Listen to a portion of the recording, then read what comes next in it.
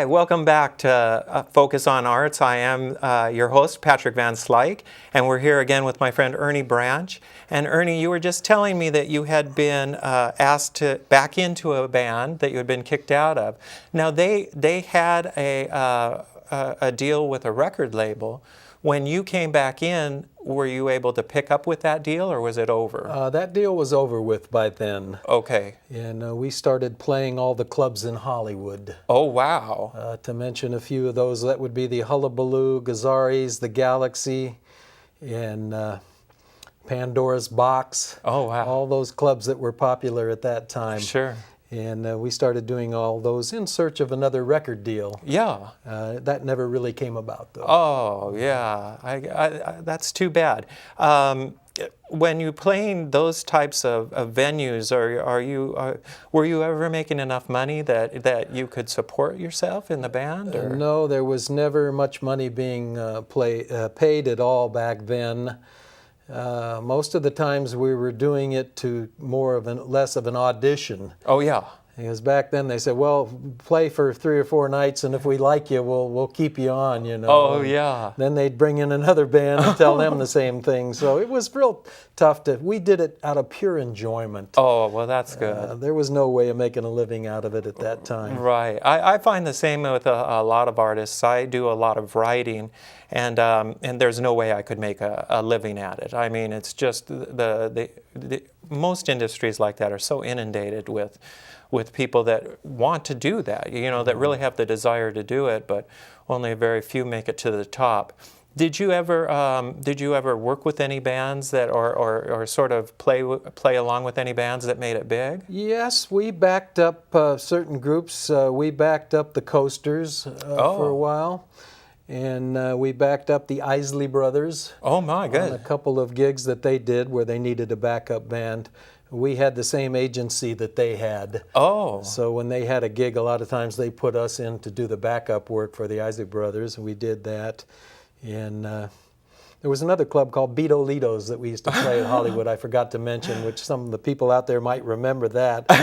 Just a little back alley place that was really neat. They had groups like Love and Spirit play there, and a group called the Sons of Adam. That was all back in the mid to late 60s. And what were you doing? How old were you then? I was 17, 18. Man, still 19. A very young man. Mm-hmm. So what were you were you still going to school, or? No. I was just working a little bit part-time and playing gigs whenever we could get them. Oh, wow. Mm-hmm. Do you, so what happened at that point? Did you continue on with the band for a while? Yeah, we played, eventually the group split up, and I wanted to keep playing.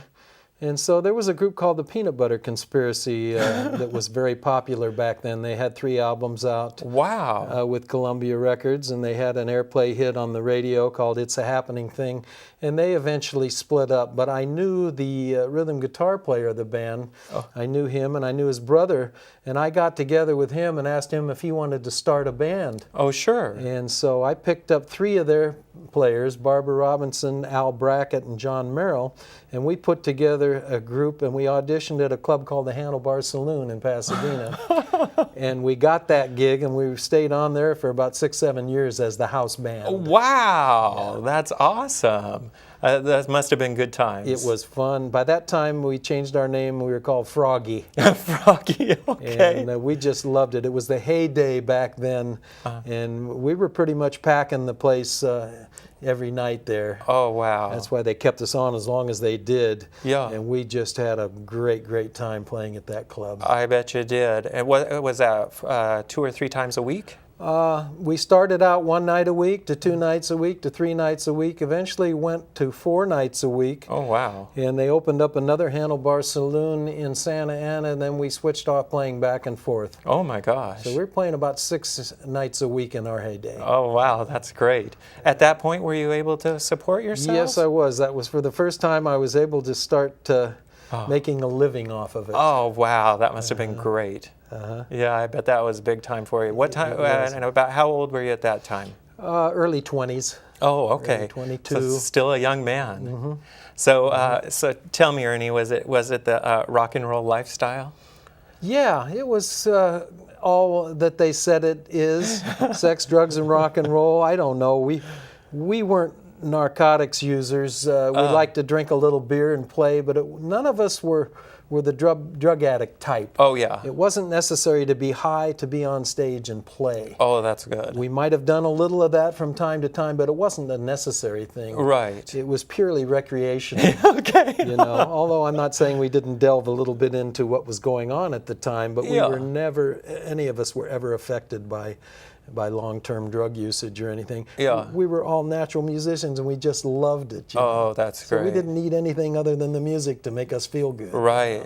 So you were with that band for about 7 years? Yeah. Wow. And so what happened at that point in your life? Well, I would say the biggest downfall for the group was when disco music came out. Oh. It became very difficult to find clubs to play in Oh, wow. at that time because they would hire a DJ Oh. who'd play music all night long. They wouldn't have to deal with 4 or 5 musicians Oh, yeah. and one person, and people were liking that at the time. Right. They were playing very danceable music. Yeah. And so disco music was probably what happened to where I wasn't able to make a living at it anymore. Oh, yeah. And I had to get a real job. Well, that must have hurt. In a way, I was ready for it. Oh, yeah. Because playing clubs 5 and 6 nights a week after year can get to be a little taxing. Oh, sure. And so, and at that point in my life, I was married, had a kid, another one on the way. Oh. And I really, it happened at the right time. Okay. So, all right. Well, let's take this opportunity to take a break, and then when we come back, I want to ask you a little bit more about what happened in your life at that point. Maybe a little bit about your family, and we'll just go from there. Okay. Sounds great. Okay. So hang with us. We're just going to take a quick break here on Focus on Arts, and when we come back, we'll finish up with Ernie Branch. Thanks.